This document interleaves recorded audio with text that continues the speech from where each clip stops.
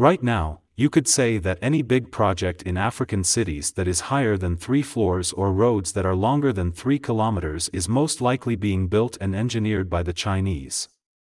It is ubiquitous. The reasons for this ubiquitous presence are rather straightforward.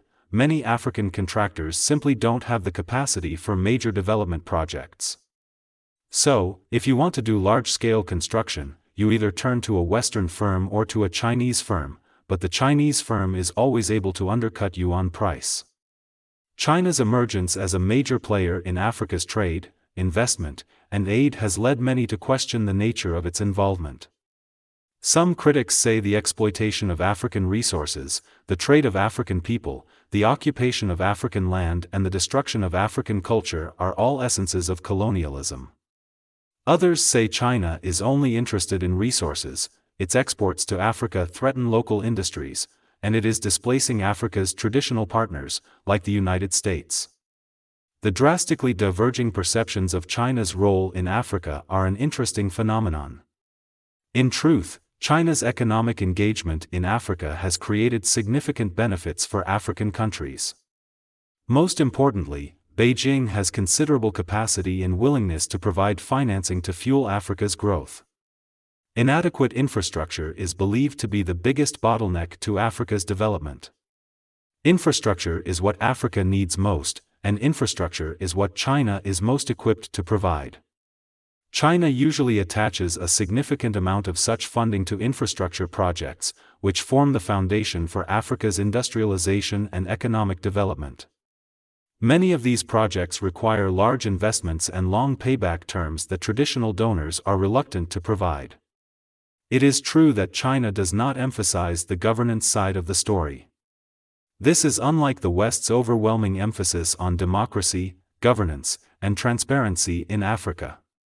This is a reflection of China's own philosophy on the prioritization of economic development and political progress. China finds its approach to Africa as one that prioritizes the provision of basic elements of development as completely legitimate and fully justified. However, when we look at Africa, we see many countries chasing dreams of a better economic future while burying themselves in massive amounts of infrastructure-induced debt that they may not be able to actually afford. This has some analysts issuing warnings about debt traps, with some even going as far as calling what China is doing a new form of colonialism. I sincerely doubt that it is a conscious policy. China has no interest in seeing African countries caught in a trap, even if the Chinese strategy of swapping infrastructure projects for mineral resources, known as the Angola mode, has resulted in financial troubles for many African countries. The problem lies in the lack of transparency. Half of the Chinese debt contracted by African countries is so-called hidden debt. Hidden debt means that we do not know the exact terms of repayment, the state of repayment, and so on. In a recent study, the Johns Hopkins University's China-Africa Research Initiative, CARI, found, for example, that Zambia's debt to the Chinese public and private lenders is $6.6 billion, 5.9 billion euros, almost double the amount disclosed by the previous government. The lack of transparency has exposed China to criticism and suspicion. Beijing has no intention of colonizing the continent, dictating the politics or economy of the local countries or depriving them of development opportunities. Beijing seeks an approach different from that of the West, one that avoids the meddling in the internal affairs of African countries through conditional aid. China wants to see a prosperous Africa, which is beneficial to China's interests as well. What then are China's interests? There is a common misconception that all Chinese projects in Africa have the backing of Beijing. More often than not, Chinese SOEs are operating in Africa on purely for-profit ventures that don't have the ambitions of their government in mind.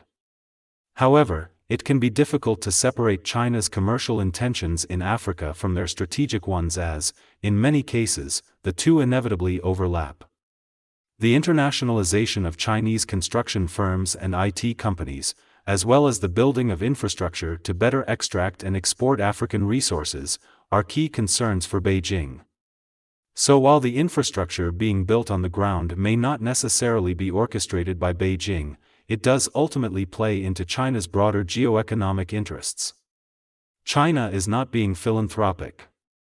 Helping Africa is important, but China would not do so if it had nothing to gain. Indeed, China emphasizes that any bilateral relationship has to be mutually beneficial.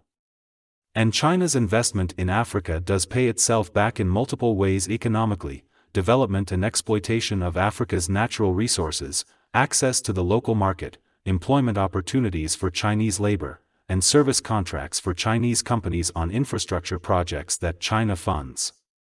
When Chinese officials emphasize that China also invests substantially in countries that are not rich in natural resources to diffuse international criticisms, they often forget to mention that China also has its eyes on other things that these countries can deliver, such as their support of Beijing's One China policy, of China's agenda at multilateral forums, and of China as a responsible stakeholder. While there is nothing wrong with not being altruistic in one's motives, it should be noted that China is not helping Africa in exchange for nothing.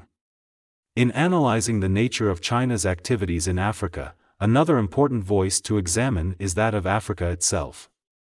Many African countries and officials welcome China's approach and fiercely defend China internationally. Africa's approval of China poses an intriguing question for those in the West who disapprove of China's activities in Africa. Should the West re-examine its approach to Africa in order to better address what African countries truly need? Thanks for watching. If you like this type of content, make sure you subscribe and turn on the notification bell for more stories.